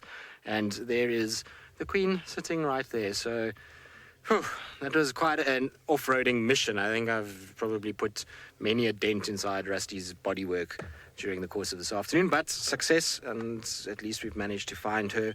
Like I say, it was a long track to get to her. I mean, she's walked all the way from Rebecca's to here, which that probably is meaningless to most of you, but it's about, in terms of walking time, would be probably about a 2-hour walk if you had to track. But she looks like she's kind of watching down below there. I wonder if she maybe doesn't have a kill here somewhere. Where she's looking down is exactly where I was coming up when she spotted me earlier, and where she kind of moved off from now. But let's see, maybe she's got some sort of food item. You can see how difficult the terrain is here, though. I mean, it's really almost impossible to get any sort of view of her. So I'm going to try just also not kill us, because there's a very big bank here. Sense, can you still see her? Yes, she's there. Okay, so I'm trying to... It's getting so dark now, I also can't see with my eye, but she's somewhere there where the spotlight is. Now, I believe a lot of you are saying, good job. Well, I think it's mostly Senzo's kind of keen eye that made sure that he saw where she went, and that gave us an idea of where to work around, and eventually we kind of got it. What have you got there, my girl? Have you got a kill? Yes, you've got a kill. What a clever girl. So we would have found it eventually. She's got a kill. How cool is that? Awesome. And there's a marula tree right here. So hopefully she's going to drag it to this marula tree. There are hyenas around, so I'm going to keep my spotlight and all my car lights off, so that we don't attract any attention. Obviously, with lights on, hyenas will come and check what's going on. And we actually did pass in Tima way up when you saw me turning off the road just after I sent you off earlier. I had a brief visual of her walking past me, so I don't want to kind of disturb Tandy in any way whatsoever by having the lights on, and try and keep as kind of sort of still as possible and lights off for as long as possible to make sure that we don't attract any attention towards her. Spotlights, often hyenas will follow a spotlight in a block because they know that there could potentially be a food item. But this is super exciting that we've managed to locate her on a kill. It's definitely, hopefully, going to be a decent sized kill that maybe we've got her for the next couple of days, and that'll give us a really good chance to kind of see what's actually going on with Tandy. Is she possibly pregnant? What's going on in terms of her sort of stomach? And hopefully that's going to kind of be a good indicator as to what we can expect going forward. I suspect maybe she might be pregnant. She's been awfully round every time we've been seeing her, and so that really kind of means that there could be something inside. Giraffe Girl, you say it's an Easter feast? Well, we've been spoiled this afternoon, haven't we? I mean, to have 2 sets of lions on Juma, which is unheard of, really, even though I know the Nkuhumas are kind of one grouping, but to have 2 different sightings is unheard of. And then on top of that, yes, you can go into our sends. You're more than welcome to, because it's getting very dark. She's going down towards the drainage into a horrible tree. Of course she is, which is going to make my life almost impossible. I'm just watching her dragging it down below there. Sens, I think let's try and kind of figure out a way to get to where she is. I'm going to have to try and cross back over where... I don't know how I'm going to do this. Okay, let's try and figure out how we're going to get there, because where she's gone now is very unfriendly, but it is kind of where it's going to be safer for her. Can you see her? No, we can't go that way, unfortunately. So Sen's is saying we could try go the other side, but I don't think we're going to be able to get down there, so I'm going to try go this way. Unfortunately, we can't drive in the drainage line. We have to go over the drainage line and then drive on the other side for a little bit, and then hopefully she's going to be very kind to us, and she's not going to take it the wrong way and come back onto this side, because down there is very difficult to be able to negotiate. Sens, where did we come through? We came through this way. Right, now I'm going to try and figure out how to get back to where Tandy's gone. In the meantime, though, let's send you back across to David and see how he's getting on. How exciting is that Tandy, the Queen of Juma, has been spotted. Hopefully she'll be spotted again and maybe come back to her kill, if she got a kill hoisted in a tree. Well, I was talking earlier of Trishala with her lions, which were on the move, and I was saying it's a lot easier for us here to follow lions when they start moving, because we have the flatness of the, of the landscape, And of course, albeit having the long grass, we can still maybe follow the lions. But in Juma, the vegetation there is totally different. Well, two things have happened here since. Number one, it has started to spit again, and you can see I got to my windshield back. I'm yet to start using my wiper, and of course it has gotten a bit dark, and of course that means, or that translates for us having gone to infrared. Well, I haven't given up. In the bush, you never say never until the very last minute when you're out of here. That's when you're like, okay, these cats are not showing up. In general, the sausages, every other time I would say 9 out of 10 times when I come looking for them, I'll always get them. But that one time out of the 10 times is always a challenge. So what will happen is I will now start getting my spotlight and use it. The only thing is, if it's pitching like this, chances are they'll be somewhere either under a tree or in some kind of cave or some rocks or in very good thickets, protecting their babies from the rain. I mean, with 10 cubs and with Kinky having the youngest 3 cubs there, they don't want to get a chances with rain because you have known, lions will get flu, will get cold. The cubs are very susceptible to pneumonia, so the mothers know so well not to expose their cubbies to the rain. And I'm very happy that you all wish me good luck that these cats will show up. And why not? They have no reason not to show up. And what you're left with now, apart from the spotlight, is just to switch off the car and just listen for any calls from the lions. Now, Trish is definitely following us.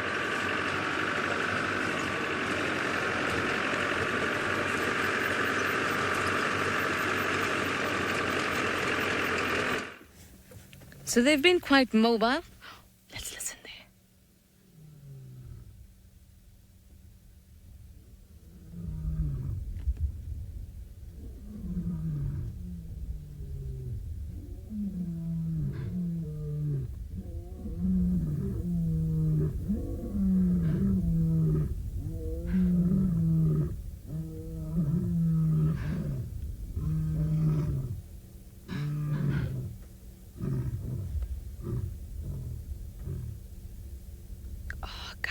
Amazing.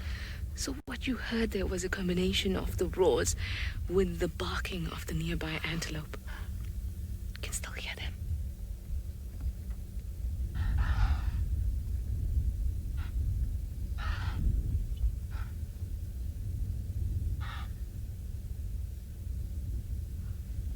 Wow, that sound of that roar, and that's not even a full roar, that's basically them trying to contact the other lions that are around.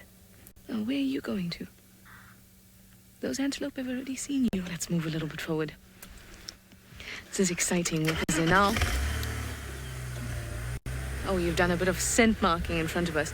But why this is awesome is that now is when they're most active. And lions that are mating will often share kill together, even though it's just the 3 of them. They might decide to take down something together, share it.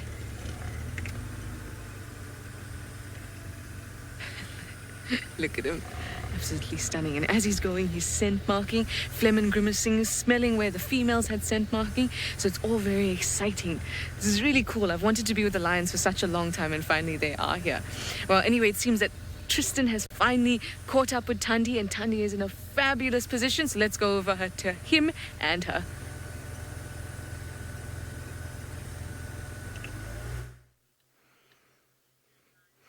Well, as you can see, unfortunately, by the time we caught up with her, she had already got up into the tree with her little Nyala lamb that she's unfortunately managed to kill. Now, I say unfortunately because it's always sad when a little animal is killed, but she's safely got it up in the tree because the hyenas arrived. As she got up in there, we started to see hyenas coming in, and so I haven't ID'd which hyenas are around. They've kind of gone the other side of the tree, and you can see it's a bit dense and a bit thick, so we're going to have to try and work out where we're going to kind of situate ourselves. But epic that we managed to find the Queen. I don't think this is going to last long. She should still be here tomorrow morning, but at least we managed to catch up with her this evening, and we can really get kind of a good look at what's going on with Tandy. She does look quite round, and she hasn't actually started to feed on this lamb at all yet.